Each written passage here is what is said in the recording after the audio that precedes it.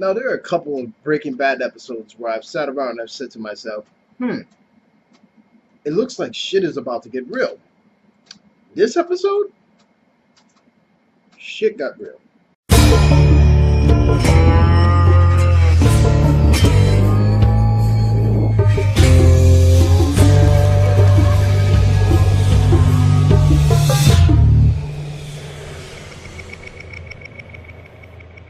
Yeah, so this is episode 12 of Breaking Bad. The name of the episode is Rabid Dog. Now, to be honest with you, yeah, that's exactly how I feel about this episode. I mean, it starts off with the scene where Jesse's throwing the gasoline and whatnot, and Walter comes in, just like I thought would happen in the last episode. Walter sneaks in his house. You know, he goes from room to room, and Jesse is not there. Jesse is gone. So the fact that Jesse sort of changed his mind, you can say, is what they give you. That's the impression they give you. Jesse stopped and was like, you know what? Let me not kill Walter, burn down his house. So Walt comes up with an idea, and he's like, hey, you know what? There's gasoline all over my rug. I'm going to act like something happened at the gas station, gas pump leak. And, of course, his wife was like, yeah, that's bullshit. He moves his family to a hotel to try to keep them safe.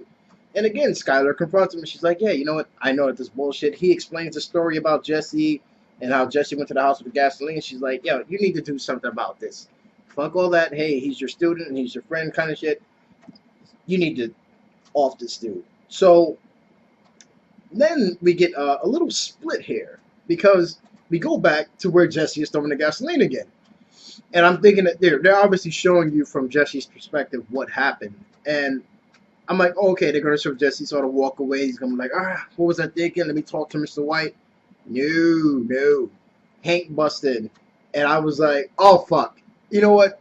When the season started, I initially said Jesse was going to turn state's witness on Walt. And that pretty much looks like what's going to happen because Hank walks in. He's like, listen, put down the canister. You know, you're about to burn down my sister-in-law's place. This ain't the right way to do it. But Jesse listens to him, and him and Jesse go off. Hank takes Jesse back to his house, sort of warms him up, and is like, all right, now, buddy, I need you to tell me everything. Jesse tells him everything. It's recorded. Hank's partner's there. His wife is there. They're all listening. And Hank goes to his partner, and he's like, all right, do you believe him? And he's like, yeah, I do believe him, but there's no evidence. So they sit down with him, and they're like, well, Walt left a message on Jesse's phone. He's like, yeah, I want you to meet me in the plaza for talk one-on-one, try to clear this up, blah, blah, blah. Jesse's like, he's going to obviously try to kill me, right? So I'm not going to that shit. But Hank forces him to go, nevertheless, puts a wire on him. He goes to the plaza, right? And he sees Walt sitting there. And Walt is just, with his back to him. He doesn't even know Jesse's right behind him. And he's like, all right, well, should I approach him? Then he stake out the area a little bit. He looks around. He sees one guy there with a bald head, looking kind of mean and shit. And he's like, fuck that. I'm calling this motherfucker from a phone. He calls him from a phone. He's like, all right, listen. Nice try. I know that you got somebody there that's about to kill me, but I'm not falling for it. Which is stupid in a way because, again, why would Walt... Well, then again, Walt did blow up a freaking senior citizen home. But regardless of what, this is the part where things started to piss me off because it was like Jesse was like, fuck that. No, I'm coming for you hard next time. I'm not coming for you home. I'm coming for you where it hurts.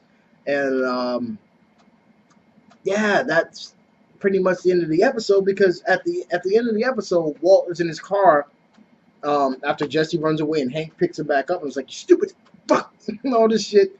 Walt gets in his car and he's like, all right, Tom, I'm going to need your uncle for another job.